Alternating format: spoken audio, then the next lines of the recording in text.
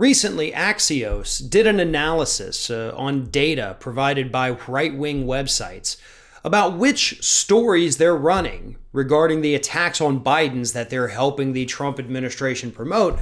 Which ones are really resonating? Which stories about Joe Biden are these people actually clicking on? And according to the data from these right-wing websites, the answer is none. None of them. Even with right-wing media helping to push out these anti-Joe Biden narratives, nothing is sticking at the moment. That will change. That will change. Probably. And I say that because at this point, folks, the election, every single day that passes, we're getting a lot closer. It's closer than you think. It's closer than it feels. But eventually, I think Trump's going to get a couple jabs in that are going to stick, that are going to hurt him. But you have to understand right now, there is this massive, well-funded apparatus on the right. It's not just the RNC. It's not just the Republican Party itself and Donald Trump. That's a massive part of it, obviously. There's all these little shadow organizations. All the think tanks. Your Cato's, your Heritage Foundations, your Freedom Works, and all of those that are funded by all these other foundations, the Scaife Foundation, the Olin Foundation, the Coors Foundation. Go through, I've done the research on this for years and years. Go through and truly look one day at who funds these groups and how shady it is that this group is funded by these 10 groups who are funded by these 10 groups. They do a good job of hiding their money. But at the end of the day, a lot of these right-wing websites are funded in part, at least, by some of these other right-wing organizations. So if there is this multi-billion-dollar effort at any given point in America right now, pushing the narrative for the Republican Party. There is no amalgam of that on the left. We're kind of all on our own, doing our own thing, hoping it sticks. Victims to algorithm changes and things like that. Not so on the right. They get paid regardless, and they're pushing these talking points, and as Axios points out in this new report, none of them are working. People don't believe it, people don't buy it, or people simply don't care about it. They analyzed 3 of the big allegations, or not allegations, I should say, 3 of the big stories they're trying to push in order to hurt Joe Biden. 2 of the most obvious ones, Burisma, which they've been pushing for about a year now. That's when that story came out. Trying to say that Hunter Biden did something illegal. Joe Biden fired the No, he didn't. We know that. And so the public, even the right-wing public who reads these websites, they're not clicking on these stories because they don't care. That's what their own analytics are showing. They're putting these stories out. They're pushing them out there to the public. Trump is trying to push this. His kids repeatedly try to push the Hunter Biden as a criminal story. It's just not working. Now, I say it's not working. There are plenty of Republicans out there who think 100% Hunter Biden, fired this prosecutor and that his dad was involved in it and all this kind of weird stuff.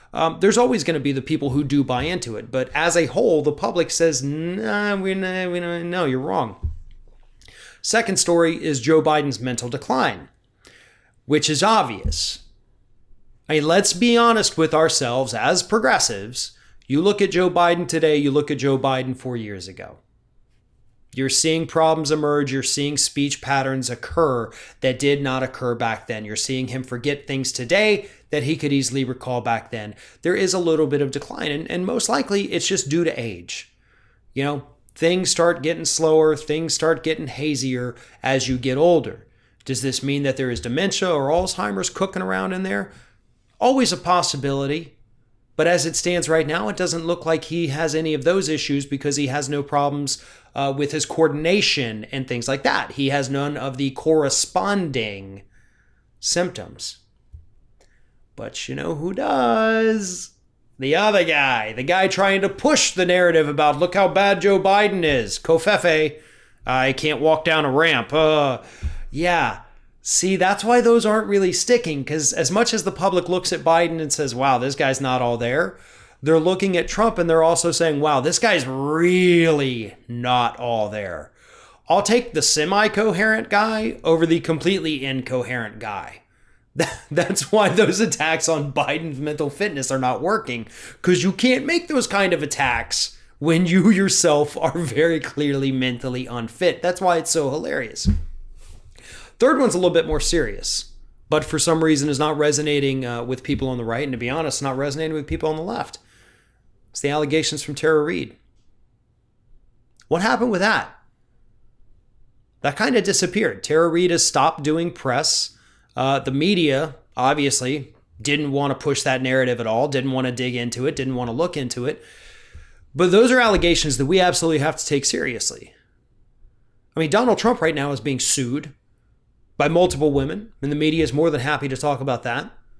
And they should, because that is a big, important issue, but so is what Tara Reade has to say about Joe Biden. It should at least be discussed. Either that or everybody who pushed the Me Too movement is a total fraud. And we know that they actually did their best to try to cover this story up. So that's where we're at. There are some very serious things about Joe Biden that should give people cause for concern. But there's also a lot of really ridiculous right-wing narratives that are being pushed by billions of dollars that are falling flat. And that's good. Look past the nonsense. Look at the real issues. That's what we have to do. And as of right this second, it appears that that is what the public is doing. Now, I am sure that is going to change in the near future. That's just the way things go. You can't keep it this way forever. Eventually, both Trump is going to come up with an attack on Biden that sticks pretty well, and two, the public's going to start caring about these other things. But I think for the most part right now, given what is happening in this country, people are a little bit more willing to look past the fact that, oh, was there a little weirdness with the son over in Ukraine? What did he just say about his hairy legs in the pool? I don't know. People are actually willing to overlook that kind of stuff when they look around the country and see what's happening right now.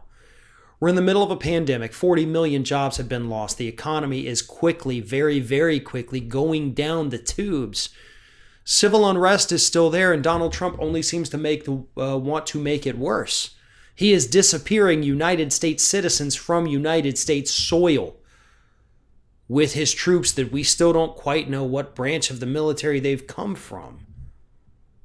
So yeah, maybe Hunter Biden did do something that is a little unsavory, but that's nothing compared to what's happening in the country right now. And for the record, I do not think Hunter Biden did anything illegal with that. I'm just saying that that's probably the rationale of most people in this country right now. Willing to overlook maybe your son made money that he didn't deserve working for a company that he shouldn't have been working for.